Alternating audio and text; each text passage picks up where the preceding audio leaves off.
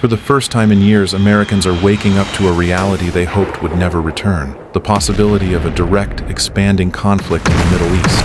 What started as targeted strikes and warnings has now turned into a chain reaction involving the United States, Iran, and Israel. From Washington to Tehran, from Tel Aviv to U.S. military bases across the region, decisions are being made that could reshape global security, energy markets, and America's role in the world.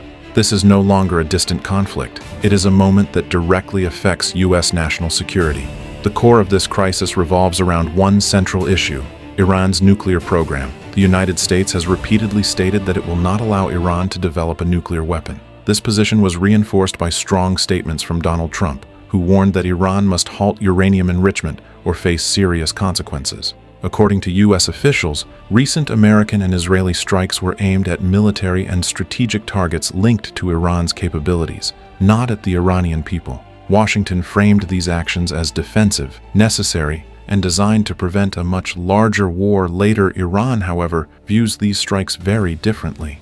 Iranian leadership has long warned that any attack on its soil would be treated as an act of war. After the latest developments, Tehran signaled that retaliation was inevitable. Iranian-backed forces and missile units reportedly targeted checkpoints, logistics routes, and U.S.-linked air bases across the region, sending a clear message: American forces are no longer out of reach. Israel, led by Benjamin Netanyahu, has stood firmly alongside the U.S., arguing that stopping Iran now is safer than facing a nuclear-armed Iran later. As the situation escalated, attention quickly shifted to America's military footprint in the region. The United States maintains strategic air bases, naval facilities, and logistics hubs across the Middle East, built over decades to protect U.S. interests and allies. Following the strikes on Iran, Iranian missiles and drones were reportedly launched toward areas near U.S. positions in Iraq and the Gulf. While U.S. defense systems intercepted many of these threats, the message was unmistakable: American forces are now operating in a far more dangerous environment than before. Both sides released sharply different accounts of the damage. Iranian sources claimed successful hits on U.S.-linked checkpoints and regional air bases, suggesting American losses.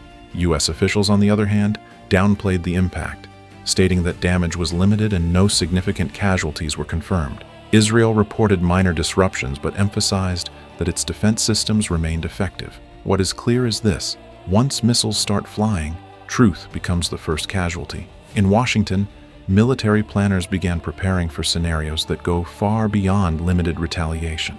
Inside Iran, the situation took a dramatic turn with reports that a senior religious and political figure, widely known as Ayatollah Khan, was killed during the strikes. For Iran, this was not just a military loss, but a symbolic one. Such figures represent authority, resistance, and national identity. Iranian leadership framed the incident as martyrdom and used it to rally public support, warning that the conflict had crossed a red line.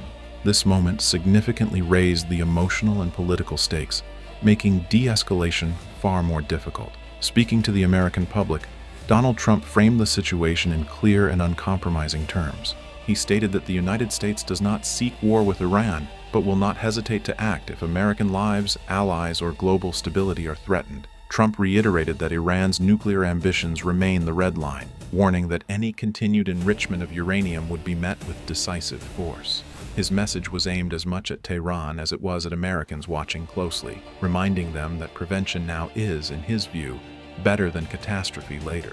Israel's leadership echoed this stance. Benjamin Netanyahu emphasized that Israel considers Iran's military and nuclear capabilities an existential threat. From Israel's perspective, this conflict is not optional. It is about survival. Netanyahu made it clear that if Iran retaliates further, Israel will respond with even greater force. For the region, this posture raises fears of a wider war that could pull in multiple countries, destabilize borders, and turn the Middle East into a prolonged battlefield with global consequences. For Americans, this conflict is not just about distant headlines or foreign politics. It affects fuel prices, global trade routes, military families stationed overseas, and the long-term security of the United States itself.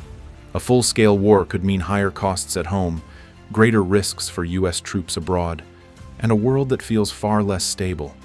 As tensions rise, the critical question facing Washington is whether this moment leads to containment or escalation. The choices made now will shape not just the Middle East, but America's future role on the global stage. Iran's president addressed the nation and the world with a tone that left little room for misunderstanding. He reminded audiences that Iran had warned long before these strikes that any direct attack would be treated as a declaration of war. According to Tehran, that line has now been crossed. Iranian officials insist their response is not about revenge, but deterrence, sending a signal that future attacks will be met with even stronger retaliation. This framing is critical because it locks both sides into positions that are politically difficult to step back from. What worries U.S. defense experts most is not a planned war, but a miscalculation. When multiple countries, proxy forces, and military assets operate in close proximity, one wrong strike or misinterpreted radar signal can spiral out of control. American commanders understand this risk well. History has shown that wars often begin not with intent, but with momentum. Once escalation starts, pulling back becomes harder with every passing hour. For the United States, this moment presents a difficult balance. Showing weakness could embolden Iran and other adversaries. Showing too much force could ignite a regional war no one truly wants.